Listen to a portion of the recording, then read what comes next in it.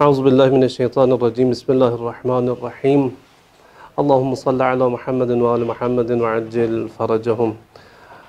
مہمانان گرامی، معزز ناظرین، السلام علیکم ورحمۃ اللہ وبرکاتہ۔ آپ سب کو جمہوریہ اسلامی ایران کے حوزات علمیہ کے آفیشیل خبر رساں ادارہ حوزہ نیوز ایجنسی کی جانب سے خوش آمدید کہتے ہیں۔ میرے ساتھ موجود ہیں معزز مہمانان گرامی، حجت الاسلام والمسلمین علامہ سید منتظر مہدی رضوی صاحب، استاد حوزہ علمی قم ہندوستان سے، اور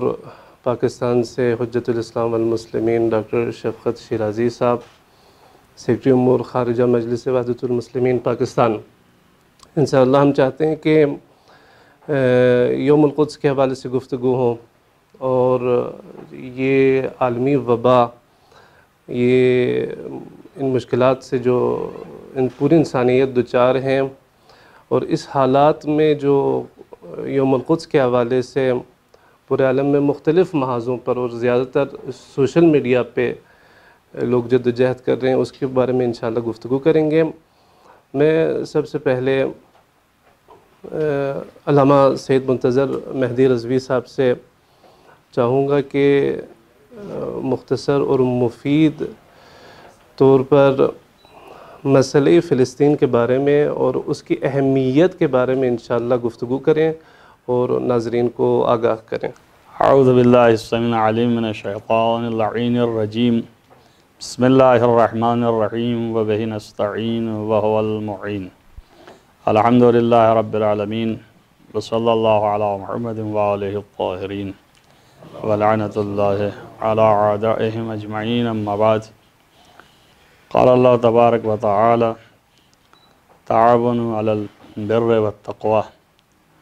ولا تعاونوا علی الاسم والعدوان۔ جیسا کہ قرآن مجید کا حکم ہے کہ ہمیشہ ظلم اور ظالم کی مخالفت ہی کرنی چاہیے، ان کے ساتھی نہ بنو، مددگار جو ہے وہ بنو نیکی پہ اور تقوی پہ، لیکن گناہ اور عدوان ظلم کا ساتھ نہیں دو، اور اللہ کو یہ بہت ہی مبغوض ہے۔ چونکہ ہم اس نظریے کے ہیں کہ وحدانیت پرست ہیں، اللہ کو تسلیم رکھتے ہیں اور اسی کے حکم کے پیرو ہیں،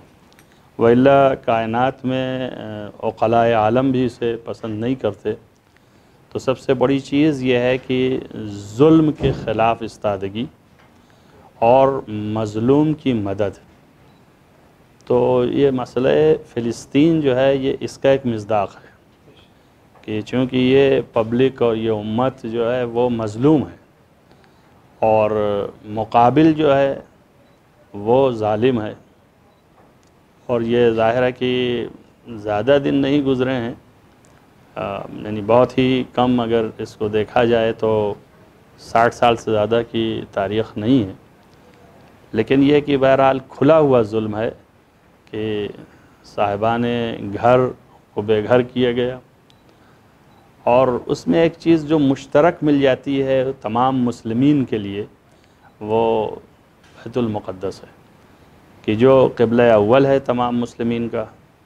تجاوز گری ظالم کی اور طغیان اس کا اس قدر بڑھا کہ اس مقام پر بھی قبضہ کیا، اور یہ جو اہمیت ہے وہ اسی کے پیش نظر ہے کہ یہ دن جو مقرر کیا، اور اس میں گرچہ علماء گزشتہ بھی اس سلسلے میں بہت ہی فعال رہے ہیں، اور اس چیز کی مخالفت اسی وقت سے جب سے یہ بنیاد پڑی اور فلسطین کے اندر داخل ہوئے یہ لوگ، جو یعنی واقعاً دنیا کے لیے ایک بہت اہم وہ ہے کہ پہچانے دنیا کی یہ کون لوگ ہیں، استعمار اور خاص طور سے جو فلسطین کے مقابلے میں آئے صہیونسٹ، اور یہ حکومت جو کہ ناجائز حکومت، قبضہ کر کے بنایا، اور وہاں پر جو ہے وہ تو اس زمانے میں بھی لیڈران جو تھے دنیا کے مذہبی پیشوا عام مجلس کے کہ مسلمین میں کے اور شیعہ علماء مراجع جو اس وقت موجود تھے، انہوں نے بھی آواز بلند کی اس کے مخالفت میں. دو چار نام لیے جا سکتے ہیں، اور بہت ہی اہم لوگوں میں سے تھے کہ جن لوگوں نے مخالفت کی، شیخ کاشف الغطا علیہ رحمہ. لیکن یہ کہ اس پیمانے پہ نہیں تھا، یہ تو ببرکت انقلاب، اور زمانے انقلاب سے تھوڑا پہلے حضرت آیت اللہ العظمہ امام خمینی رحمۃ اللہ علیہ نے اس کی بنیاد ڈالی. جبکہ اس وقت جو صورتحال تھی، ایسا نہیں تھا کہ صرف اسلام والے یا علماء فقط جو ہیں وہی اس کی مخالفت میں اور جبہہ گیری میں اور اس کی مقاومت میں تھے، بلکہ دنیا کے بڑے بڑے لیڈران جو کہ غیر مسلم تھے وہ بھی اسے تسلیم کر رہے تھے کہ یہ جو ہے وہ غلط ہے. جیسے ہندوستان سے اس زمانے میں جب انقلاب چل رہا تھا ہندوستان میں بھی، تو وہاں کے لیڈر جو مہاتما گاندھی کے نام سے مشہور ہیں، انہوں نے بڑی مخالفت کی، اور دیگر لیڈران نے بھی مخالفت کی. تو گویا یہ سمجھنا ہے کہ فلسطین کا قضیہ یا مسئلہ آج کا ہے، کوئی آج کی پیداوار نہیں ہے. یہ ضرور ہے کہ آج ہم یاد کرتے ہیں اس کو، اور یاد کی بنیاد یہی ہے کہ ان ظالمین کے مقابلے میں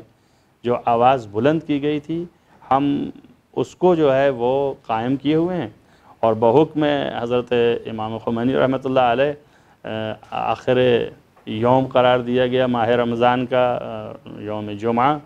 تو اس یاد میں، اور یہ یاد اس قدر ضروری ہے کہ کم سے کم آنے والی نسل آئندہ یہ جانے کہ ظالم کون ہے اور مظلوم کون ہے. لہذا میں سمجھتا ہوں کہ یہ ٹھیک اسی طریقے سے جیسے مذہبی سارے امور انجام دیے جاتے ہیں اور ان کی یاد دہانی تربیت کے لیے ضروری ہے، ویسے ہی اس کی بھی یاد دہانی جوان نسل کے لیے بہت ہی ضروری ہے. علاوہ اس کے ہم اپنی آواز بلند کرتے ہیں دنیا کے سامنے، تاکہ دنیا یہ بھی جان لے کہ ہم خوابیدہ نہیں ہیں، ہم ظالمین سے متعلق کافی معلومات بھی رکھتے ہیں، بیدار بھی ہیں. اب یہ اور بات ہے کہ جس کی جتنی وسعت اور طاقت اور قوت ہے اس اعتبار سے جو ہے وہ آواز لگاتا ہے. تمام دنیا میں آواز لگ رہی ہے، چاہے وہ ہندوستان ہو، چاہے وہ پاکستان ہو، چاہے وہ امریکہ ہو، چاہے وہ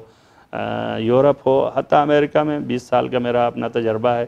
کہ میں نے دیکھا وہاں پر بھی لوگ جو ہیں وہ اس دن خاص میں جلوس نکالتے ہیں باقاعدہ، اور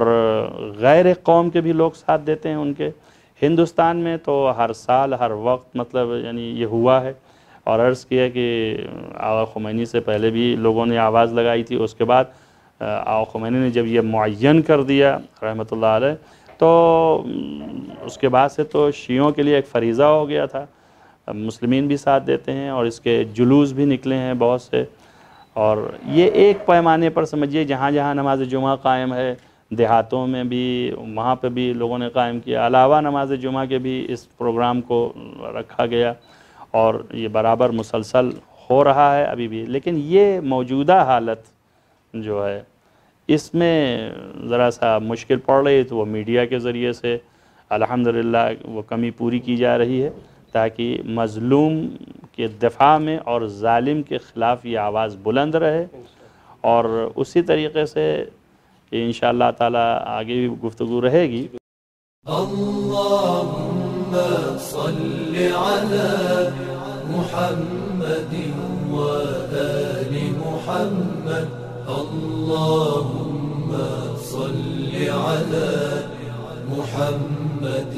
و آل محمد.